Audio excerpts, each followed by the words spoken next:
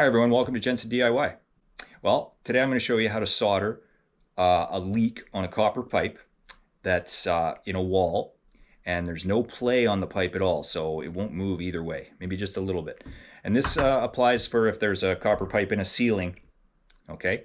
You can use a copper coupling to do this, but there's a few little tricks that you need to know before you do that. So let's have a look. Okay, so you've got a pinhole leak right where that white dot is there.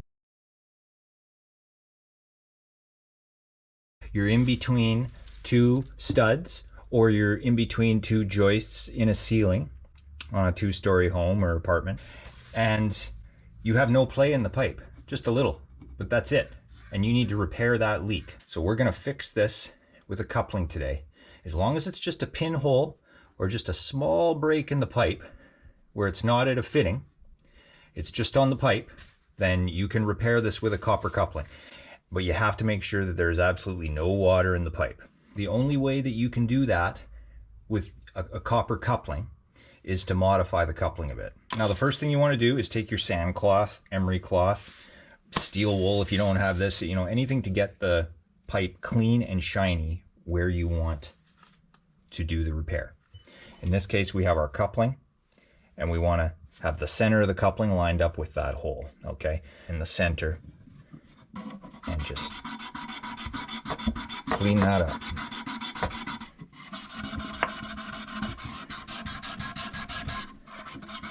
It might be a little more awkward for you to clean that depending on where it's located, but you just want to make sure you get that clean all the way around the pipe where the fitting's going to go. You're going to take your small space copper cutters. Okay, get right on that pinhole, right in the middle, and then you want to cut that.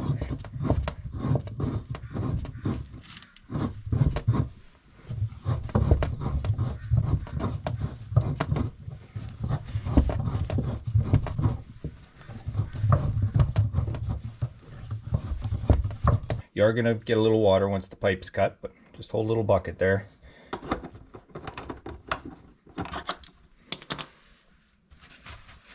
You want to make sure that there's no water in the pipe. So if you can separate them and let any water leak out like that. So you want to open faucets in your house to let some air in there so that the water will come out of here.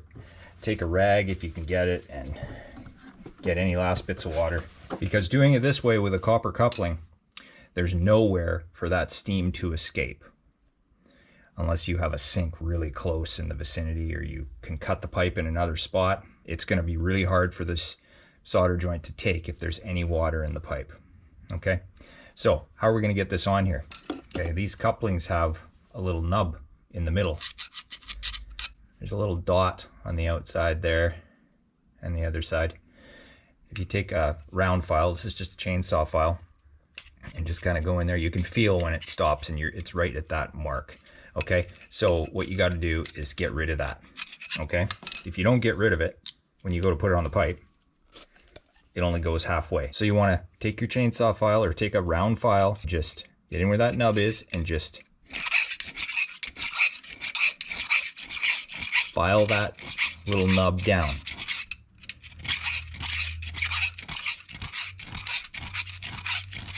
Okay, you want to get those two nubs right out of there so that you can take a piece of pipe and slide it right through.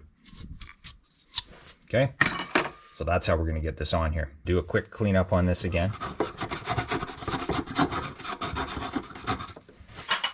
Clean your fittings.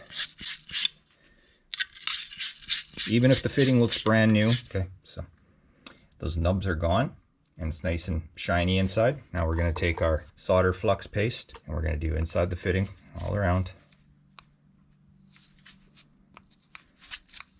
You don't need a lot, but you want to make sure it's got a good coating on the whole inside of the coupling. I'm going to set that down. One last check for water in that pipe. Seems okay. If you have any water, do whatever you got to do to get the water out of there first. You can always take your spray bottle and spray down any wood around, and then take your torch if there's water in here and try.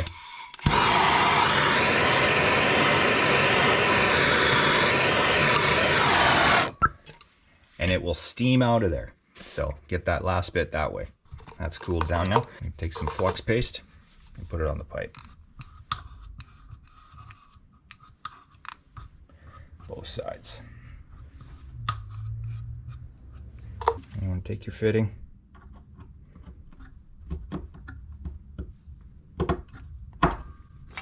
Tap gently on there if you can.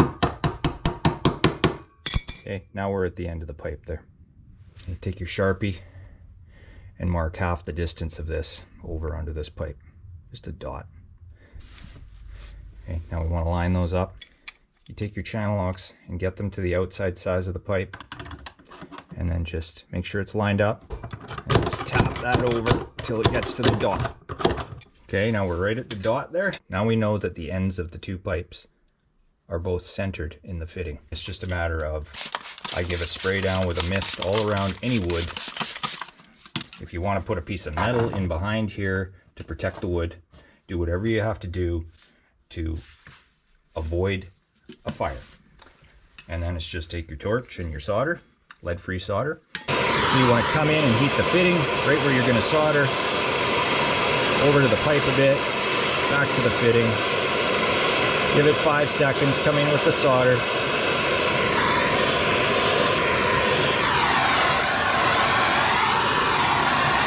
Next side.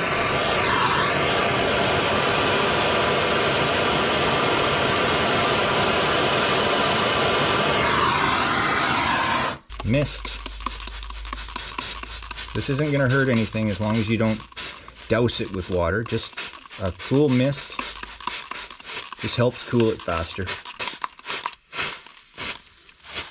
Once it cools off a bit, just take your rag, wipe it, especially where you've soldered. You want to get all that flux off of there. And then I like to take a little inspection mirror in my flashlight, and I just check around the back of the fitting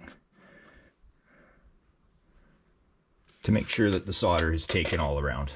If the piping is going to be exposed and you want it to look nice, you just take this after and give it a